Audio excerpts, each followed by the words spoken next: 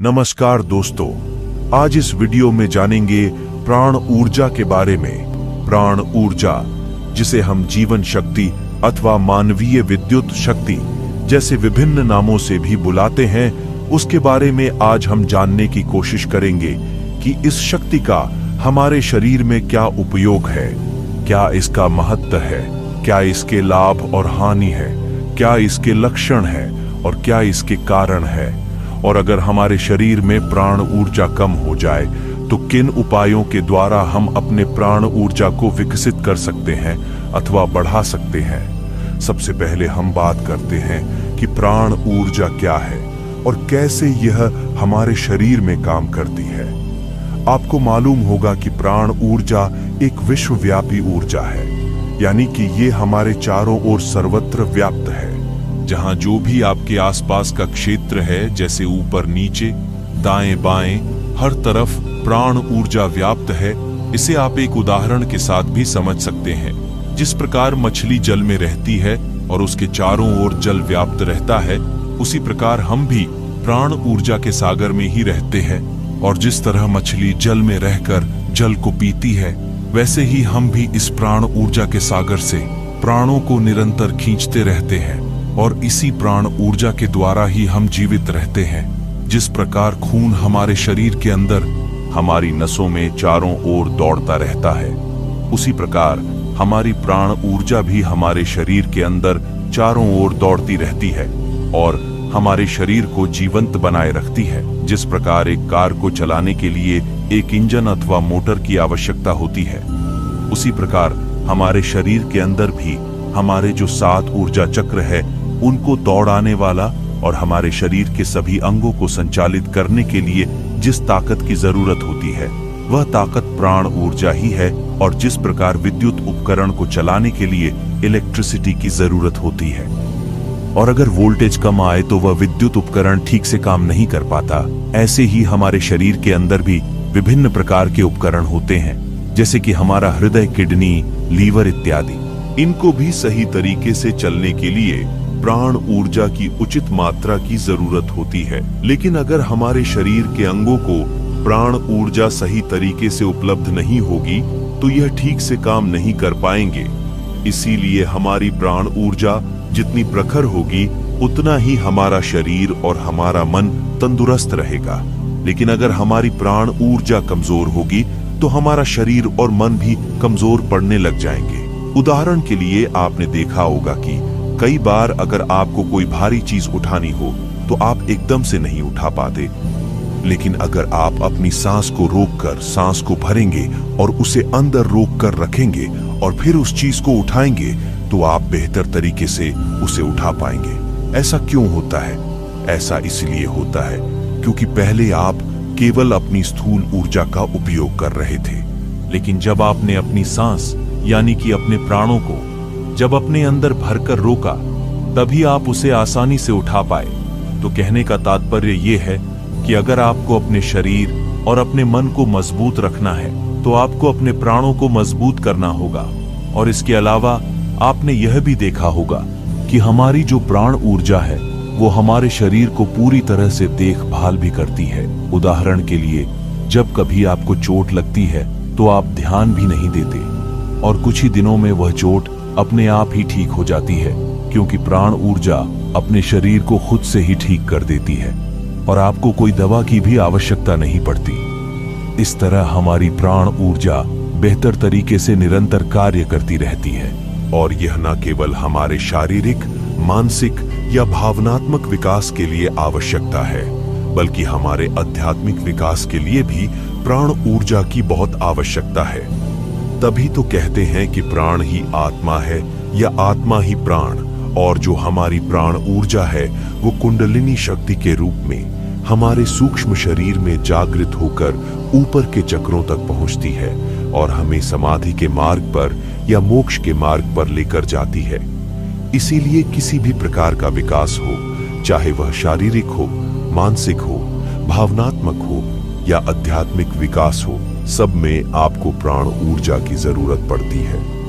यह प्राण ऊर्जा चाहे हमारा शरीर सो भी जाए तब भी अपना काम करती रहती है। यह प्राण ऊर्जा न तो रुकती है, न थकती है, न आराम करती है, न सोती है और ना ही कभी खत्म होती है।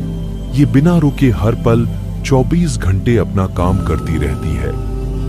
जब तक हमारे शरीर के अंदर प्राण ऊर्जा है तब तक जीवन है, और जैसे ही यह प्राण ऊर्जा अर्थात लाइफ फोर्स हमारे शरीर से निकलती है तो उसी समय हमारी मृत्यु हो जाती है।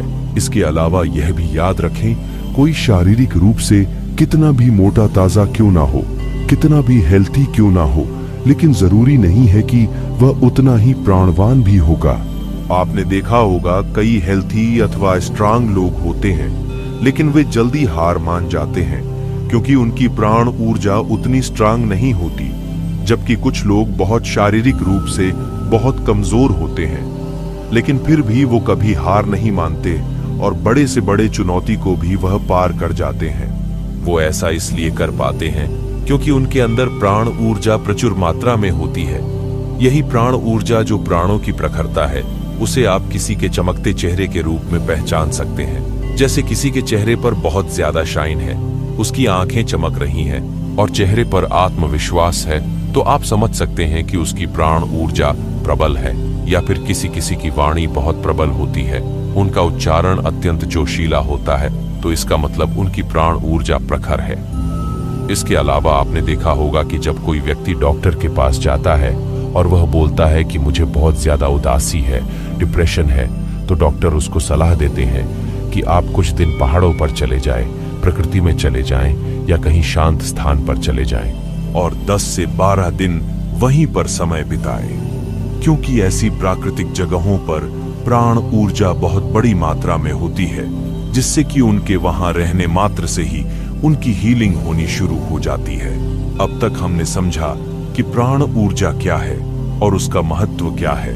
अब हम समझने की कोशिश करते हैं कि ऐसे कौन से लक्षण हैं जिनको देखकर हम समझ पाए कि हमारे अंदर प्राण ऊर्जा पर्याप्त मात्रा में है या नहीं, ये सही तरीके से काम कर रही है या नहीं, और साथ में उनके लाभ भी जानने की कोशिश करेंगे। पहली बात, अगर आपकी प्राण ऊर्जा आपके शरीर में प्रबल है और अच्छी मात्रा में सही तरह से काम कर रही है, तो आपको कुछ लक्षण होंगे। पहला लक्षण यह है कि आपको कई बार सपनों में हवा में उठने का एहसास होगा। आपको ऐसा सपना आएगा कि जैसे कि आप हवा में उठ रहे हैं। ये इंगित करता है कि आपकी प्राण ऊर्जा प्रखर हो रही है। इसके अलावा कई बार आप ध्यान में बैठे होंगे और ध्यान में बैठने के दौरान आपको अचानक ऐसे महसूस होगा कि जैसे कि आपका शरीर जमीन से ऊपर उठ चुका है और आप हवा में आ गए हैं। इसलिए ये सभी संकेत बताते हैं कि आपकी प्राण ऊर्जा प्रबल है। और भी कुछ लक्षण, जैसे मान लीजिए कि आप कहीं बैठे हैं और बहुत मधुर संगीत बज रहा है, तभी आपके पैर थिरकने लगे, तो इसका मतलब आपकी प्राण ऊर्जा अच्छी है। कई बार अचानक से सुहाना मौसम बन जाए, बारिश आने लगे, या कभी आप किसी सुंदर प्राकृतिक स्थान में चले जाएं और आपका जी मचलने लगे और आपका दिल अंदर से नाचने लगे, तो इसका मतलब आपका प्राण आंदोलित हो रहा है, जो कि अच्छा लक्षण है। इसी प्रकार कोई प्रेमी अपनी प्रेमिका को देखकर या प्रेमिका अपने प्रेमी को देखकर अगर उसके दिल में हिलोरे उठने लगे, तो यह भी आपके प्राण में उन्नति के संकेत हैं। क्योंकि अगर आप मृत होंगे और आपके अंदर कोई भावना उत्पन्न ही ना हो, चाहे सुंदर संगीत बजता रहे, मौसम कैसे भी करवटें बदलता रहे, इससे आपको कोई फर्क ही ना पड़े, तो इसका मतलब आप इंटरनली डेड हो चुके हैं। आपकी प्राण ऊर्जा डेड हो चुकी है, जिससे कि आपको कोई फर्क ही नहीं पड़ रहा है। इसके अलावा अगर आपकी प्राण ऊर्जा प्रखर होगी तो आप देर तक सो नहीं पाएंगे, आप ब्रह्म मुहूर्त में सहज ही उठ जाएंगे। अतः अगर आप सुबह जल्दी उठ जाते हैं बिना किसी आलस के, तो आपकी प्राण ऊर्जा ठीक काम कर रही है। लेकिन अगर आप बिस्तर पर 8 से 10 बजे तक पड़े रहते हैं, तो इसका मतलब आपकी प्राण ऊर्जा कम हो रही है। और अगर आपकी प्राण ऊर्जा विकसित होगी, तो उसके परिणाम स्वरूप आपके अंदर तेजस्विता आएगी, आपके अंदर उत्साह आएगा, आपको निरंतर कुछ कार्य करने को दिल करता रहेगा और आपके अंदर आत्मविश्वास भरपूर रहेगा। इसके अलावा आप आशावादी होंगे और आपके अंदर बहुत से जो सकारात्मक गुण होते हैं वह सब आपके अंदर मौजूद रहेंगे। इसके अलावा आपका चेहरा खिला खिला सा रहेगा। इस स्थिति में आप अध्यात्म में भी तेजी से प्रगति करेंगे। लेकिन यदि आपकी प्राण ऊर्जा में गिरावट होगी तो आपके अंदर हमेशा थकावट रहेगी और तनाव चिंता बनी रहेगी। आपको नींद ठीक से नहीं आएगा, आपके अंदर उदासी रहेंगी और आपका चेहरा मुरझाया रहेगा। यानी कि जो नेगेटिव थॉट्स हैं वह आपकी दिमाग में आने शुरू हो जाएंगे। प्राण ऊर्जा एक साधारण व्यक्ति के मुकाबले एक साधक के अंदर ज्यादा रहती है, क्योंकि वह ध्यान, ज्ञान, योग की ऐसी क्रियाएं करता रहता है जिससे उसके अंदर प्राण ऊर्जा विकसित होने लग जाती है। इसके अलावा जब आपके अंदर प्राण ऊर्जा बढ़ती है तो आप में सम्मोहन शक्ति बढ़ जाती है। तत्पश्चात आप में आकर्षण बढ़ जाता है, जिससे लोग आपके पास आने के लिए आतुर हो उठते हैं। अब हम बात करते हैं उन उपायों के बारे में। ऐसे कौन से उपायों को अपनाएं जिनसे कि हम अपने प्राण ऊर्जा को विकसित कर सकते हैं। सबसे पहले तो आपको यह समझना होगा कि प्राणों का घटना और बढ़ना हमारे विचारों पर आधारित होता है। उदाहरण के लिए मान लीजिए आपने अगर कोई वहम पाल लिया कि आप बीमार हैं, तो आप बीमार पड़ जाएंगे और इससे उल्टा भी हो सकता है। यदि कोई मरता व्यक्ति ये प्रबल विचार कर ले कि मैं तो ठीक हो रहा हूं, तो वो मृत्यु के समय भी अपने आप को वापस जीवन में खींच सकता है। इसलिए सबसे पहले आपको अपने प्राणों को विकसित करना है, तभी आप प्राण ऊर्जा को बढ़ा सकते हैं। हमेशा अपने दिमाग में सकारात्मक विचार यानी पॉजिटिव थॉट्स रखें, क्योंकि जैसे ही आपके थॉट्स पॉजिटिव होंगे तुरंत आपकी लाइफ एनर्जी इंक्रीज होनी शुरू हो जाएगी। और जैसे ही आपकी लाइफ एनर्जी इंक्रीज होगी तो आप अपने जीवन में कुछ भी कर सकते हैं। आपको किसी प्रकार की मन्नतें मांगने की जरूरत नहीं है। बस आप अपनी प्राण ऊर्जा को ठीक कर लें तो आपके जीवन में सब कुछ आना शुरू हो जाएगा। दूसरी बात, आप हमेशा वर्तमान में रहें, क्योंकि हमारी एनर्जी तब अधिक खर्च होती है जब हमारा दिमाग या तो भूतकाल में या फिर भविष्य काल में खोया रहता है। लेकिन जैसे ही आप प्रेजेंस माइंड होकर रहेंगे तो आपकी एनर्जी सेव होनी शुरू हो जाएगी। इसलिए आप हमेशा प्रेजेंस माइंड होकर रहें और इधर उधर के विचारों में ना खोए। इसके बाद प्राणायाम का अभ्यास करें।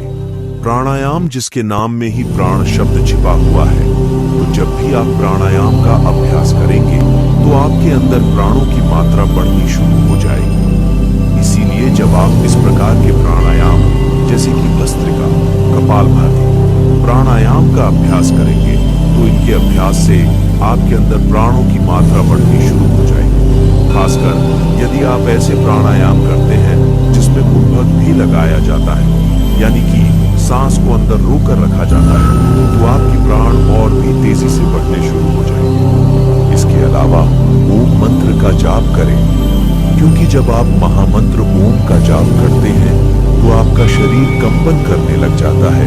उसकी वाइब्रेशन इतनी स्ट्रांग होती है कि आपके ब्रेन में प्रत्येक तंतु खुल जाते हैं। तो ओम का जाप अवश्य करें। इसके अलावा विभिन्न प्रकार की जो वैकल्पिक चिकित्सा पद्धतियां हैं, जैसे कि रेकी, एक्यूप्रेशर आदि, इनको भी टाइम टाइम पर उपयोग करें। इससे आपकी बॉडी की हीलिंग होगी और आपकी लाइफ फोर्स बढ़नी शुरू हो जाएगी। खाली समय में ताली बजाएं। जब आप 5 मिनट के लिए ताली बजाते हैं तो एकदम से आपको डकार आनी शुरू हो जाएगी और आपकी बॉडी में वाइब्रेशन आनी शुरू हो जाएंगे। इसलिए यह भी हमारी प्राण ऊर्जा को विकसित करने में सहायक होती है। अतः जब भी आपको समय मिले 5 मिनट, 10 मिनट अथवा कम से कम 2 मिनट ही घर में बैठे बैठे क्लैपिंग अवश्य करें।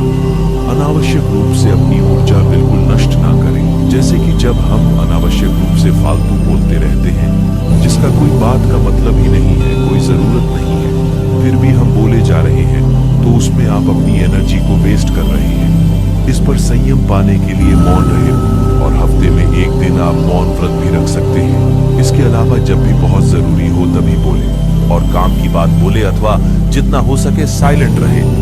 दूसरा, बिना मतलब के इधर उधर बिल्कुल ना देखें। कई बार क्या होता है कि जब आप कहीं जा रहे होते हैं तो रास्ते में हर जगह इधर उधर आप देखते हुए जाते हैं। इसीलिए जब आप बिना कोई काम के अपनी आंखों को प्रयोग करते हैं तो इससे हमारी एनर्जी बहुत ज्यादा वेस्ट होती है। क्या आपने कभी सन्यासियों को ध्यान से देखा है? वो सिर्फ उतना ही देखते हैं जितना उन्हें आगे की जमीन नजर आती है। उससे आगे वह देखते ही नहीं।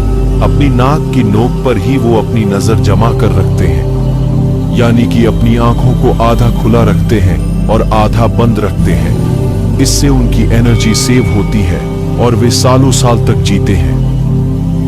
जब आप बिना मतलब के इधर उधर के नहीं देखेंगे, तभी आप अपनी एनर्जी को सेव कर पाएंगे। इसके अलावा फालतू खाना मत खाएं। जितनी भूख हो उससे थोड़ा कम ही खाएं, क्योंकि हमारी ज्यादा एनर्जी तो खाने को पचाने में ही लग जाती है, जिससे प्राण ऊर्जा घट जाती है। इसीलिए कभी कभी व्रत भी रखें, यानी कि फास्ट रखें। हफ्ते में एक दिन आप ऐसा रखें कि आप सिर्फ लिक्विड डाइट लें, सिर्फ पानी पिए या जूस पिए, ताकि आपके पेट को आराम मिले।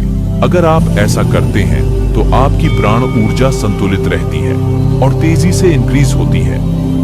इसके अलावा अतिस्क्रियता से बचें। कुछ लोग बहुत ज्यादा हैपर होते हैं, यानी कि वह हर कार्य जल्दबाजी में करते हैं। जैसे कि दौड़ते दौड़ते जाएंगे और दौड़ते दौड़ते आएंगे, एकदम से उठ जाएंगे और एकदम से बैठ जाएंगे। हर वक्त वह फास्ट मूवमेंट में ही रहते हैं, तो इससे भी हमारी एनर्जी बहुत वेस्ट होती है। इसीलिए थोड़ा रिलैक्स रहे और अपनी गति को धीमा रखिए। कोई भी कार्य करें तो शांतिपूर्वक करें, क्योंकि जितना ही आप शांतिपूर्वक कार्य करेंगे, उतना ही आपके अंदर प्राण ऊर्जा की बढ़ोतरी होगी। इसके अलावा जब भी आप बैठे तो झुककर मत बैठे, हमेशा अपनी रीढ़ को सीधा रखकर बैठे, क्योंकि जब आप झुककर बैठते हैं तो रीढ़ की हड्डी मुड़ जाती है, जिससे कभी कभी दर्द का अनुभव होता है। इस अवस्था में प्राण ऊर्जा तेजी से घटने लगती है। इसीलिए जब आप सीधा बैठते हैं तो आपकी बीमारियां खत्म हो जाएंगी और आपकी प्राण ऊर्जा बढ़ने लगेगी। अति कामुकता से भी बचें, क्योंकि जब आप बहुत ज्यादा काम वासना के विचारों में लिप्त रहेंगे तो आपकी एनर्जी लीक होती रहेगी। इसलिए ब्रह्मचर्य का पालन करें। आप खुद को जितना हो सके उतना काम वासना को कंट्रोल करके रखें। इसके अलावा उथली सांस कभी मत लें। जनरली हम बहुत ज्यादा ऊपर सांस लेते हैं और फास्ट ब्रीदिंग करते हैं, जिससे प्राण ऊर्जा सही से प्राप्त नहीं हो पाती। इसलिए डीप ब्रीदिंग करें, क्योंकि जब आप डीप और मेडिटेशन ब्रीदिंग करेंगे तो आपकी प्राण ऊर्जा अच्छी तरह से आपके शरीर में प्रवेश करेगा।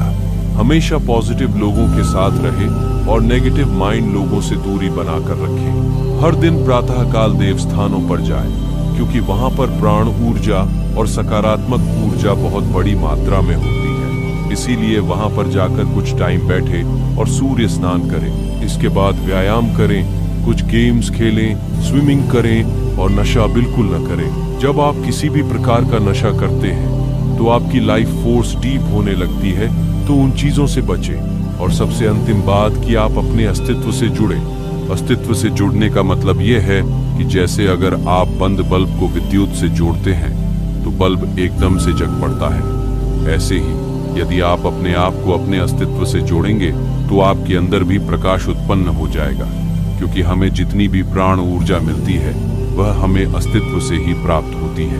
अतः अस्तित्व से प्राण ऊर्जा को प्राप्त करने के लिए अपने हृदय में प्रेम को बसाएं, एकाग्रता का अभ्यास करें और ध्यान की विधियों का भी अभ्यास करें, जिससे कि आप अपने अंदर प्राण ऊर्जा को विकसित कर सकें। और याद रखें, मन का नियंत्रण करना ही प्राण का नियंत्रण है।